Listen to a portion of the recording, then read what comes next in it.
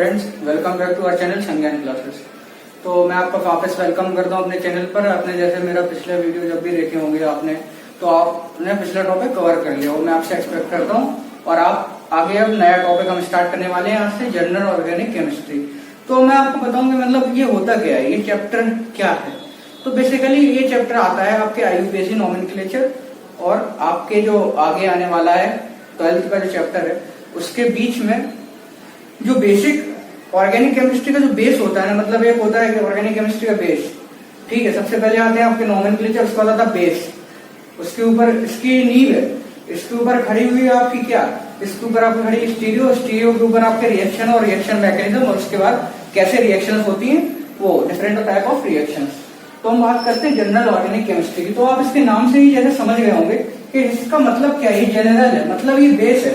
इसको हम आम भाषा में बोलेंगे ये नींव है, ये ऑर्गेनिक केमिस्ट्री की नींव है। तो आप इसके नाम से ही समझ गए होंगे कि नींव, what is the importance of that base, you understand.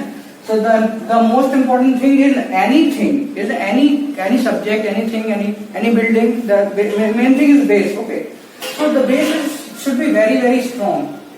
So it is very important chapter. So you have to understand its each and every concept. Like in chemical, like in organic chemistry, we study chemical bonding. Okay, so that is the most important chapter to understand the future things, future relevant. Then only we can relate the things in the future. Okay.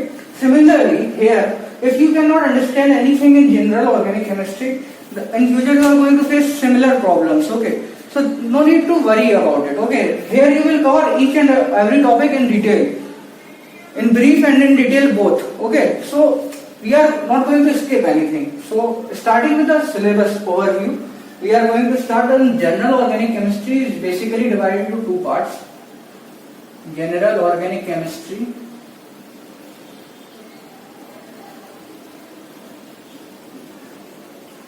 So if you are thinking that I am going to skip this chapter and I am going to gain some marks in any of the competitive exams because it is 11th chapter, so you are wrong, brother. It is not like that. You have to understand general organic chemistry anyhow. General organic chemistry too. So basically what we are going to cover in these both chapters, precisely I am saying you, I will explain each and every topic in detail afterwards. So starting. So basically the general organic chemistry first generally deals with electronic effect.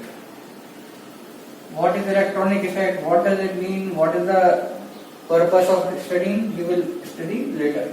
Electronic effect. But by the way, all you know what is this electronic effect is. तो electronic effect क्या क्या होता है इसके बारे में बात करते हैं। ये इंडक्टिव इफेक्ट है, फिर इसके बाद आता है अपना रेजोनेंस, इसके बाद मेसोमेरिक इफेक्ट।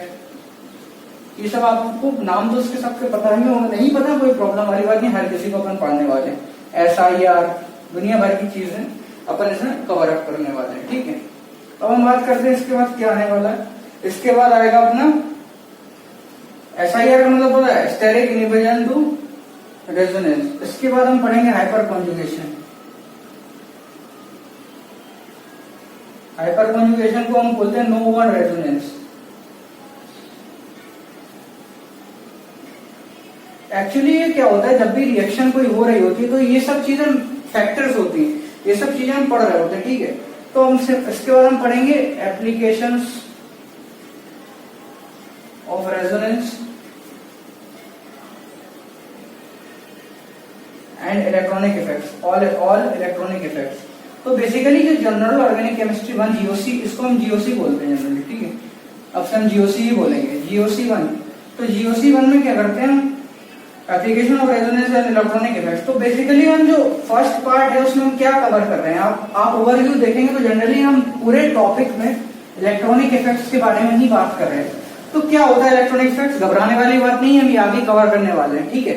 आपको बस मेरे साथ रहना है और कोई दिक्कत वाली बात। सेकंड में हम क्या पढ़ेंगे, अब हम बात करेंगे सेकंड वाले GOC में जब ये जो भी जितना भी हम जनरल ऑर्गेनिक केमिस्ट्री पढ़ते हैं, ये सारे रिएक्शन में यूज होने वाली चीजें हैं। जितने भी आगे हम रिएक्शन मैकेनिज्म या कुछ भी पढ़ने वाले हैं, उन सब में यूज होती है सब चीजें 12 के टॉपिक। ठीक है, आप पढ़ने वाले सब कुछ, आपको कवर तो पूरा ही कुछ करना पड़ेगा। ठीक है, लेकिन बस यही है कि आपको पैटर्न के थ्रू कवर करना पड़ेगा। तो हम इसमें बात करेंगे सबसे पहले इंटरमीडिएट्स के बारे में। ठीक है, तो सर इंटरमीडिएट्स क्या होते हैं? ये तो इंटरमीडिएट से नाम से ही पता चल रहा है, ये बीच में होते हैं। तो बीच में किस चीज के बीच में होते हैं? जैसे कि हमने बात करी कि रिएक्शन के बारे में, तो ये रिएक्शन इंटरमीडिएट होते हैं। ये रिएक्शन के बीच में बनते हैं एज एन इंटरमीडिएट। तो क्या क्या होते हैं? सबसे पहले आपने सुना कार्बोकैटायन, नहीं सुना तो आप सुन लीजिए भाई साहब, ये होता है कार्बोकैटायन। कार्बनाइन,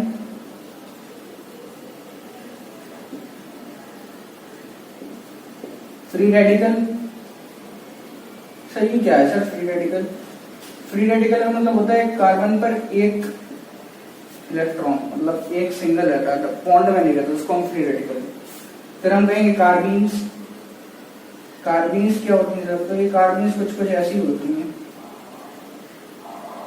मतलब हाँ कुछ ऐसी रिएक्शन इंटरमीडिएट बन जाती है, अनस्टेबल होती है बेसिकली। और लास्ट में हम पढ़ेंगे बेंजाइन। और बेंजाइन क्या होता है? तो आपने बेंजीन देखा होगा, ऐसा कुछ होता है। तो ये बेंजाइन एक इंटरमीडिएट बनता है। ठीक है, ये इसको बेंजाइन बोलते हैं।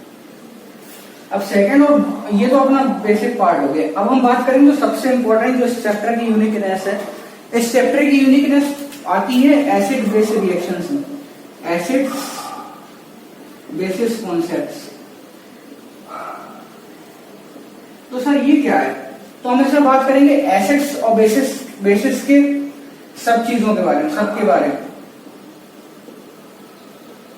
क्या उसका ऑर्डर होता है, order of strength, reaction types, सारी चीजों के बारे में इसमें कवर अप करने वाले हैं, एसिड्स बेसिस के बारे में। तो सबसे लास्ट जो टॉपिक है, लास्ट जो सबसे चीज है, वो हम बात करेंगे फिजिबिलिटी ऑफ रिएक्शन। ये GOC2 के पार्ट है। ठीक है, तो फिजिबिलिटी ऑफ रिएक्शन, ये नाम बहुत खतरनाक से लग रहा होगा, अरे सर ये क्या फिजिबिलिटी? तो आपने थर्मोडायनेमिक्स अगर पढ़ी होगी तो उसमें बताते हैं कि डेल्टा जी मतलब गिब्स फ्री एनर्जी जो होती है, उसके टर्म्स में हम feasibility of anything, any process के बारे में बात करते हैं। ठीक है, तो फिजिबिलिटी ऑफ रिएक्शन क्या बताता है? फिजिबिलिटी ऑफ रिएक्शन का मतलब है कि रिएक्शन के होने या ना होने की प्रोबेबिलिटी। ठीक है, अगर मतलब कितना चांस है कि वो रिएक्शन होगी, कितना चांस है कि नहीं होगी।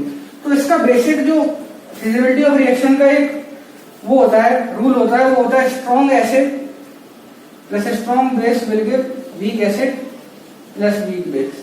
ये सिंपल से ये कॉन्सेप्ट होता है, जो ये आपको अभी याद रख पा रहे हो तो रख लो, नहीं तो हम फर्दर आगे बात करने वाले हैं इसके बारे में, डरने वाली कोई बात नहीं। तो आप देखिए, बस ये जनरल ऑर्गेनिक केमिस्ट्री का ओवरव्यू मैंने आपको प्रोवाइड किया है। आपको सबसे बड़ी बात है, आपको ये चीज अपने ध्यान में रखनी है कि आपको हर टॉपिक मेरे साथ साथ कवर करना है, और हर चीज की प्रैक्टिस और एग्जाम्पल्स बहुत जरूरी है। मैंने आपको पहले बताया, आप MS चौहान खरीदिए और आप सारे के सारे टॉपिक साथ साथ कवर अप करते चलिए, जिससे आपको आगे चल के मतलब आप जब भी कंपटीशन की तैयारी कर रहे हो तो या नहीं कर रहे होते हो, आप बेसिकली बोर्ड की तैयारी कर रहे हो तो, लेकिन फर्दर आपको अगर केमिस्ट्री में आगे जाना है या फिर आपको BSc करनी है या कुछ भी करना है केमिस्ट्री से रिलेटेड, तो ये सब बेसिक कॉन्सेप्ट है जिनका एलिमेंट्री अगर आपका बहुत स्ट्रॉन्ग होगा ना, तो आपको केमिस्ट्री फील होने लगेगी। और केमिस्ट्री सच में अगर फील होने लगी ना, तो आप समझ रहे हैं, जब केमिस्ट्री अच्छी हो जाएगी, केमिस्ट्री समझ रहे हैं ना, केमिस्ट्री अच्छी होना बहुत बड़ी बात होती है। केमिस्ट्री दो लोगों के बीच की केमिस्ट्री। तो ठीक है, मैंने आपको एक पहला वीडियो बता दिया। तो ठीक है, आप मेरे चैनल को सब्सक्राइब कीजिए और दूसरों के साथ शेयर कीजिए अगर मेरे वीडियो पसंद आ रहे हैं, और मेरे साथ बने रहिए आप सारे टॉपिक्स कवर करने के लिए। ठीक है, थैंक यू।